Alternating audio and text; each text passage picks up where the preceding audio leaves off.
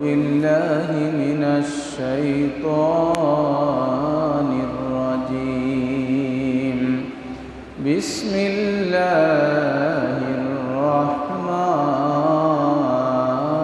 الرحيم.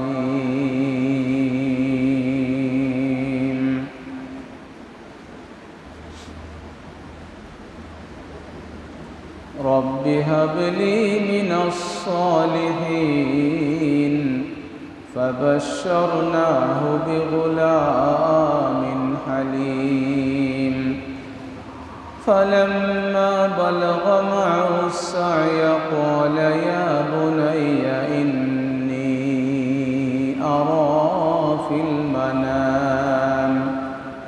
المنام أني أذبحك فانظر ماذا ترى. قال يا أبت افعل ما تؤمر ستجدني إن شاء الله من الصابرين. فلما أسلما وتله للجبين وناديناه أن يا إبراهيم قد صدقت الرؤيا إنا كذلك نجزي المحسنين. إن الله وملائكته يصلون على النبي يا أيها الذين آمنوا صلوا عليه وسلموا تسليما. بلغ العلا بكماله كشف الدجى بجماله حسنت جميع خصاله. صلوا عليه وآله. بلغ العلا بكماله كشف الدجى بجماله حسنت جميع خصاله. صلوا عليه وآله.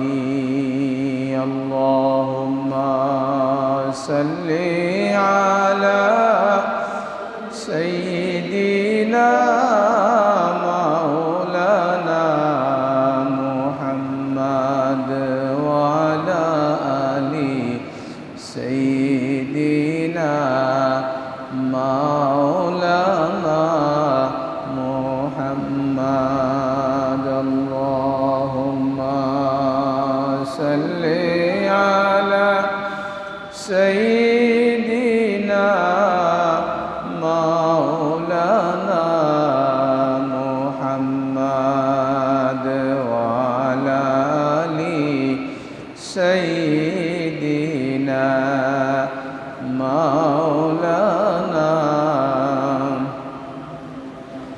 মনেতে তামান্না নবী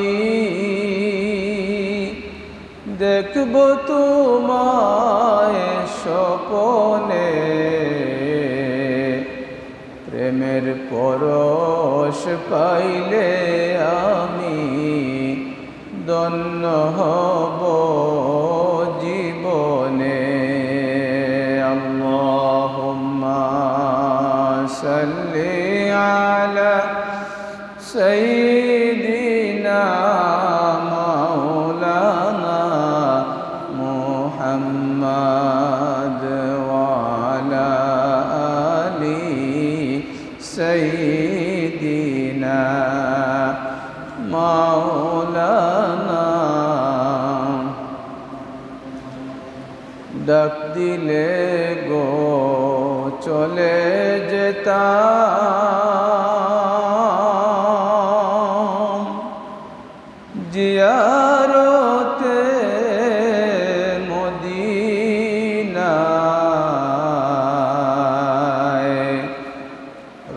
যখনি দুয়ে দিতাম মুদের চোখের দরিয়ায় আল্লাহুম্মা সাল্লি আলা সাইয়্যিদিনা মাওলানা মুহাম্মদ ওয়া আলা আলি সাইয়্যিদিনা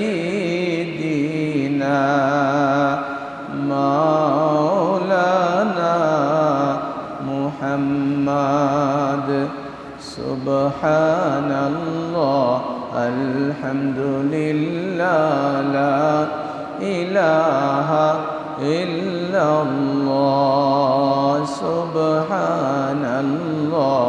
আলহামদুলিল্লাহ লা ইলাহা ইল্লাল্লাহ সুবহানাল্লাহ আলহামদুলিল্লাহ লা ইলাহা ইল্লাল্লাহ সুবহানাল্লাহ আলহামদুলিল্লাহ লা ইলাহা ইল্লাল্লাহ হাসবি রব্বি জাল্লাল্লাহ মা ফি কলবি গায়রুল্লাহ নূর মুহাম্মদ সাল্লাল্লাহু লা ইলাহা ইল্লাল্লাহ লা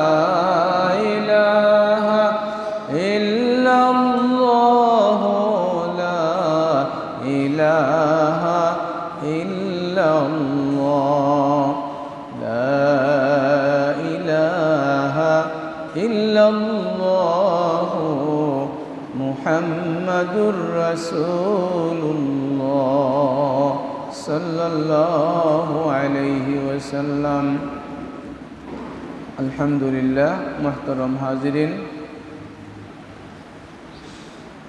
আল্লাহ রাব্বুল আলামিনের দরবারও অসংখ্য শুকরিয়া যে মহান রব্বুল আলামিন আমরারে অসংখ্য নিয়ামত দিয়া সম্মানী বানাইছেন, শ্রেষ্ঠ নবীর উম্মত হওয়ার মতো মহা সৌভাগ্য আমরারে দান করছেন। আমরা শুকরিয়া আদায় করি, হোক আলহামদুলিল্লাহ। হাজিরিনে কেরাম, সামিন এজাম,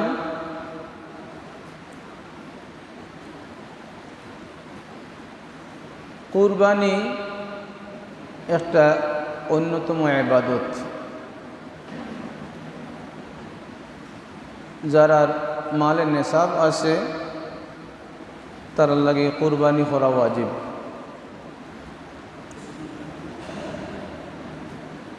আমরা যে কুরবানি করি, হযরত ইব্রাহিম আলাইহিস সালাম নিজের আদরের ছেলে ইসমাইল আলাইহিস সালামরে কুরবানি করার সমস্ত প্রস্তুতি সম্পন্ন করছিলেন, যাকে কুরবানি বলা যায়। যে পিতা ছেলেকে কুরবানি করেছেন এরকমই বলা যায়, যে কুরবানি করার জন্য যা যা প্রয়োজন তার সব প্রস্তুতি সম্পন্ন করেছেন। আর ওখান থেকেই আমাদের এই কুরবানি শুরু হয়েছে। হাজিরিন সামিন,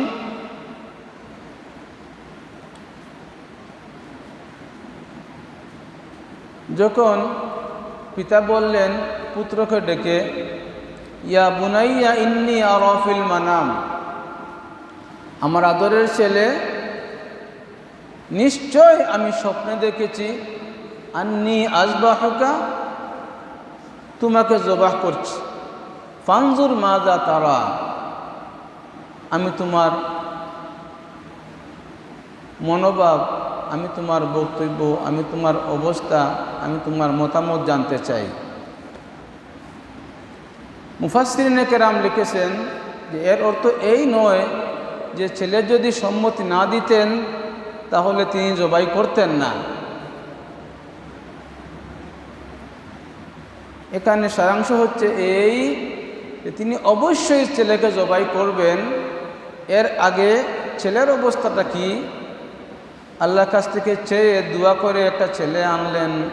আল্লাহ বললেন যে ফাবাশশারনাহু বিগুলামিন হালিম, একটা ধৈর্যশীল ছেলের সুসংবাদ আমি তোমাকে দিচ্ছি। দেখি আমার ছেলে কতটা আমার অনুগত, আমার কথা কতটুকু মানে। এজন্যে যখন এই কথাটি বললেন, ছেলে জবাব দিলেন, ইয়া আবাতি ফাআল মা তু'মার, হে আমার সম্মানিত পিতা, ইফআল মা তু'মার, যা দেখেছেন তাই করেন। আপনাকে যা করতে বলা হয়েছে আপনি তাই করেন। অর্থাৎ আপনি আমাকে জবাই করেন, কুরবানি করেন, আমার পক্ষ থেকে পূর্ণ সম্মতি আছে, সহযোগিতা থাকবে, কোনো অসুবিধা আমি করব না।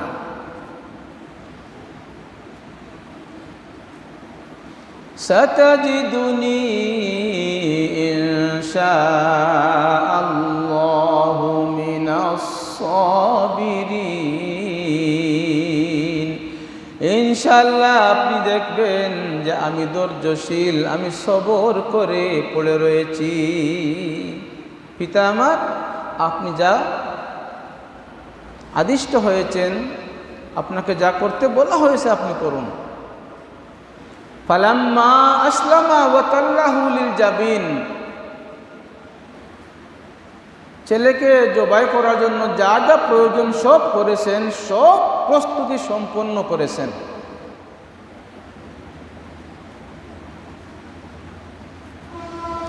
এই ঘটনার সময় শিশু নবী ইসমাঈল আলাইহিস সালামের বয়স 13 বছর বা 14 বছর। কেউ কেউ বলেছেন 7 বছর, কেউ কেউ বলেছেন 10 বছর।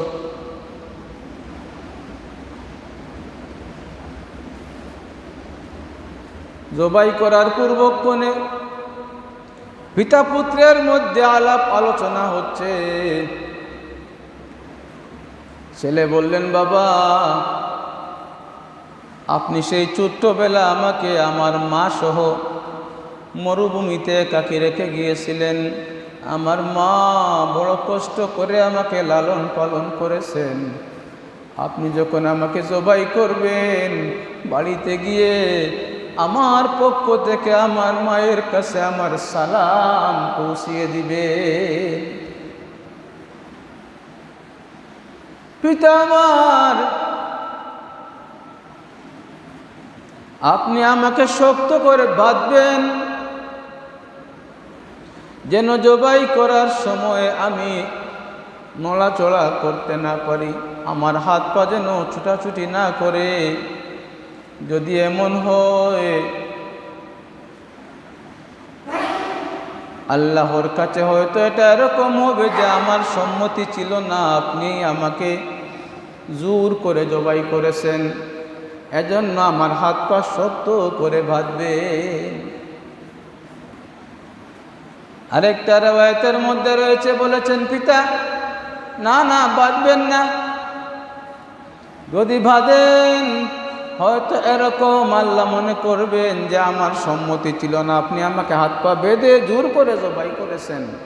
এমনিতেই ছেড়ে দেন, দেখবেন আমি নড়াচড়া করব না, জবাই করতে পারবেন। তবে আপনার চাকুটা খুব বেশি করে ধারালো করবে। পিতা, আমি বুঝি, আমি জানি মৃত্যু যন্ত্রণা বড়ই কঠিন।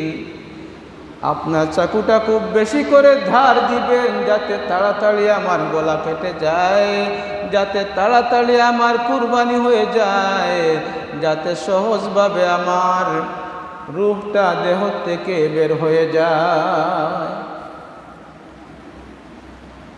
বললেন, আমার পিতা, আরেকটা অনুরোধ, আপনার চোখ বেঁধে নিবেন। জবাই করার সব প্রস্তুতি সম্পন্ন করার পর আপনার চোখ বেঁধে নিবেন। জবাই করার মুহূর্তে যাতে আপনার চোখ দিয়ে আপনার আদরের ছেলের চেহারা আপনি না দেখতে পারেন। যদি এমন হয়, হয়তো মোহব্বত উতলে উঠবে, মোহব্বত জাগ্রত হয়ে যাবে, হয়তো আপনি কুরবানি করতে পারবেন না। আরেকটা রেওয়ায়ত মতো, আমার পিতা আপনি আমাকে উপর করে শোয়াবেন,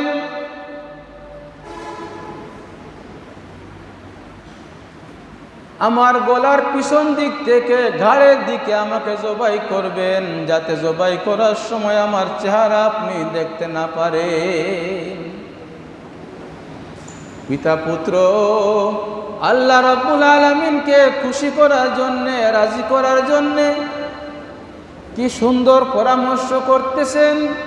এই ছোট্ট ছেলের মুখে এরকম কথা শুনে পিতা বড় খুশি হলেন, বললেন, বাবারে, আল্লাহর হুকুম পালন করার জন্য তুমি আমাকে উত্তমভাবে সাহায্য করলে। সব প্রস্তুতি শেষ। ফালাম্মা আসলামা ওয়া তাল্লাহু লিল জাবিন, আল্লাহ পাক বলছেন তারা উভয়ে আত্মসমর্পণ করলো যে অবশ্যই হে আল্লাহ, তোমার হুকুম আমরা পালন করব। পিতা বলেন, আল্লাহ, আমি তোমাকে খুশি করার জন্য আমার ছেলেকে জবাই করব।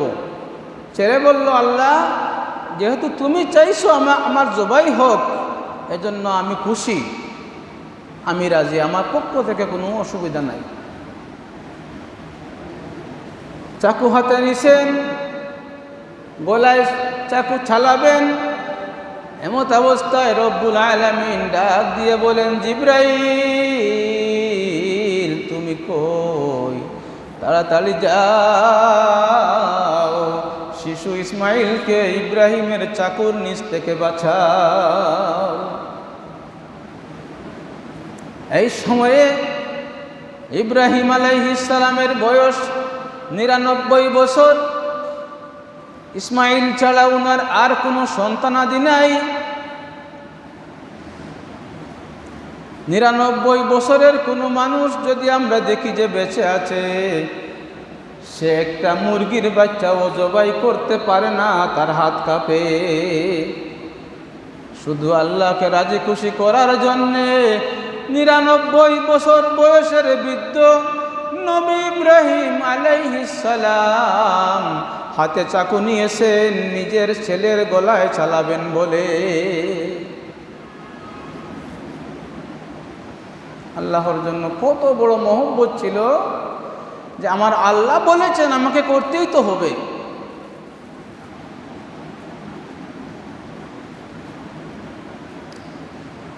কিতাবের মধ্যে আসছে জিবরিলে আমিনের 600 নূরের পাকা, 600 নূরের পাকা। কোন তাফসীরবিদগণ লিখেছেন, তাফসীরে ইবনে কাসিরের মধ্যে এসেছে জিবরিলে আমিনের 70,000 নূরের পাখা। এত পাখা ওনার সঞ্চালন করার কোনোদিন প্রয়োজন হয় নাই 4 দিন ছাড়া। মাত্র 4টা দিন জিবরিলে আমিনের 70,000 হোক আর 600 হোক, নূরের পাকা সবটা পাকা সঞ্চালন করতে হয়েছে মাত্র 4 দিন। যখন ইউসুফ আলাইহিস সালামকে ছোট্ট অবস্থায় ওনার ভাইরা ষড়যন্ত্র করে পিতার কাছ থেকে নিয়ে যখন কুয়ার মধ্যে নিক্ষেপ করবে, মরুভূমি অঞ্চল, গভীর কুয়া, নিচ দেখা যাচ্ছে না, গভীর অন্ধকার, ভাইরা শিশু ইউসুফকে কুয়ায় নিক্ষেপ করবে, এমন সময়ে আল্লাহ পাক ডাক দিয়ে বললেন, জিবরাইল তাড়াতাড়ি যাও, ইউসুফকে বাঁচাও। জিবরাইল আলাইহিস সালাম আল্লাহর হুকুম পাওয়ার সাথে সাথেই একসাথে সব নূরের পাকা সঞ্চালন করলেন, সবটা পাকা একসাথে অন করলেন। সবটি পাকা একসাথে সঞ্চালন করে সেই সিদরাতুল মুনতাহা থেকে কয়েক মুহূর্তে, কয়েক সেকেন্ডের মধ্যেই ইউসুফ আলাইহিস সালামের কুয়ার নিচে চলে আসলেন। ইউসুফ আলাইহিস সালামকে লুফে নিলেন, কুয়ার নিচে পড়তে দিলেন না। এই ছিল একদিন।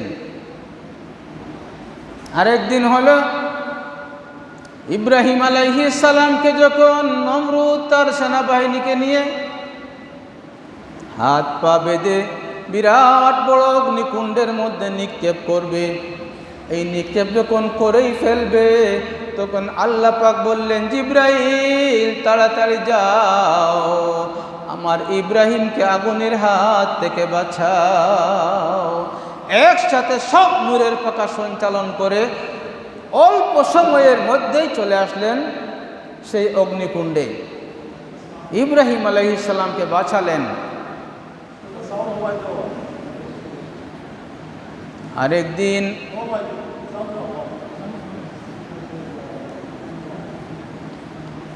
উহুদের যুদ্ধে যখন মুহাম্মদুর রাসূলুল্লাহ সাল্লাল্লাহু আলাইহি ওয়াসাল্লামের দান্দান মুবারক শহীদ হয়, দান্দান মুবারক শহীদ হয়েছিল। এই দাঁত মুবারক মুখ থেকে বের হয়ে যেত, যাতে মাটিতে পড়তে না পারে। যখন দাঁত মুবারক ভেঙে গেছে, এখন মাটিতে পড়ে যাবে, এমত অবস্থায় আবু বকর সিদ্দিক রাদিয়াল্লাহু আনহু রাসূলের মুখের নিচে নিজের হাত পেতে দিলেন, যাতে রাসূলের দাঁত মুবারক মাটিতে পড়তে না পারে। যেই মুহূর্তে, যেই সময়ে রাসূলের দাঁত মুবারক ভেঙে গেল,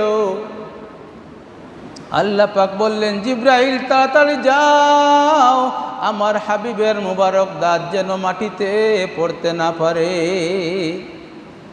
সিদ্দিক আকবর পাশে আছেন, উনি হাত ধরেছেন যাতে রাসূলের দাঁত উনার হাতের মধ্যে পড়ে।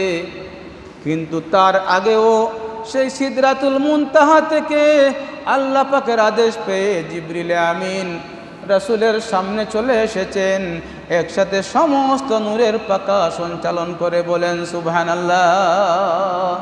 তাফসিরের মধ্যে এসেছে, সিদ্দিক আকবর দুহাত যেখানে রেখেছেন, উনার হাতের নিচেই ছিল জিবরিল আমিনের হাত। কারণ সিদ্দিক আকবর পাশে আসেন, উনি এখান থেকে ওখানে হাত আনতে আনতে যে সময় লেগেছে, তারও আগে সিদরাতুল মুনতাহা থেকে জিবরিল আমিন রাসূলের কাছে চলে এসেছেন। ইব্রাহিম আলাইহিস সালাম চাকু নিয়ে জবাই করবেন, সব প্রস্তুতি শেষ।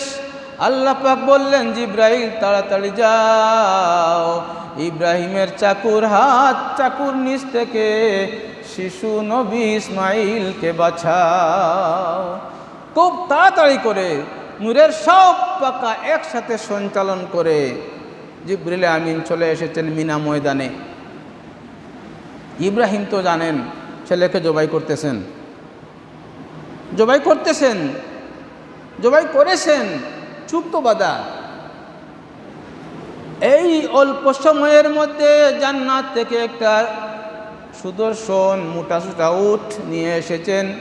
জিবরিল আমিন ইসমাইল আলাইহিস সালামকে একটু সরাইয়া ওই স্থানে ওই ব্যক্তি দুম্বা রেখেছেন, যাতে চাকুর নিচে দুম্বার গলা থাকে।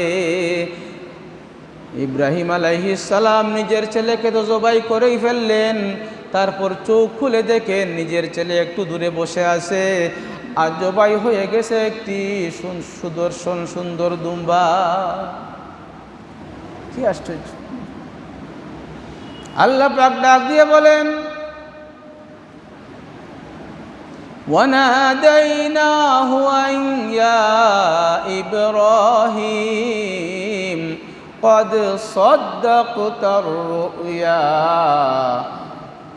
ও ইব্রাহিম, তোমাকে আমি সরাসরি বলি নাই, স্বপ্নে দেখাইছিলাম তোমার ছেলেকে জবাই করতে, তুমি দেখছি স্বপ্নকে বাস্তবায়ন করে ফেলেছো। আল্লাহ পাক খুশি হয়ে গেলেন। হাজিরিনে কেরাম, এই হচ্ছে আমাদের কুরবানির ইতিহাস। এজন্য কুরবানি এত ফজিলতের কাজ।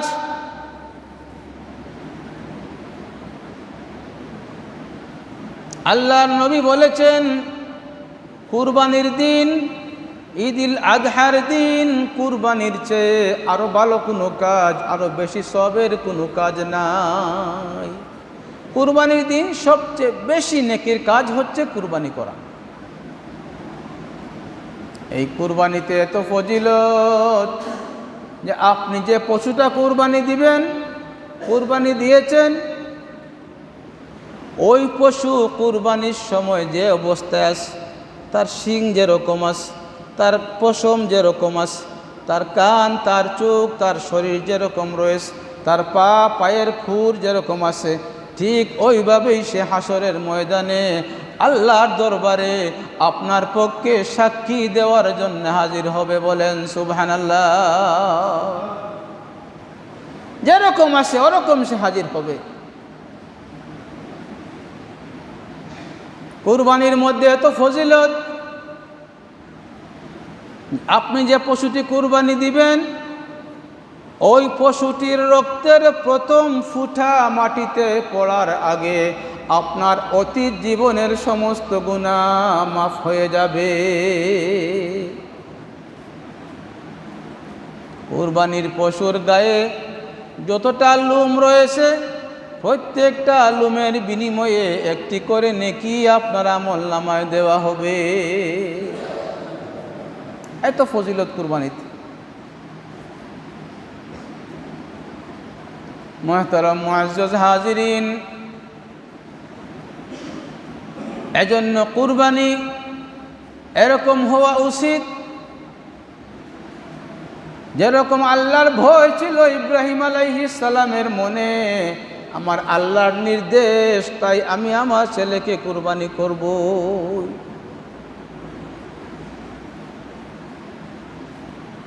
হাজিরিন, আল্লাহ পাক ইব্রাহিম আলাইহিস সালামের ছেলে জবাই হোক তা চান নাই, নিয়েছেন পরীক্ষা। দেখি আমার খলিল পরীক্ষায় পাশ করতে পারেন কিনা।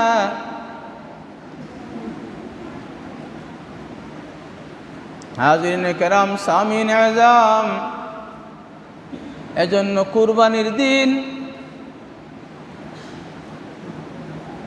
কুরবানির থেকে বেশি নেকি, বেশি ফজিলতের কোনো কাজ নাই।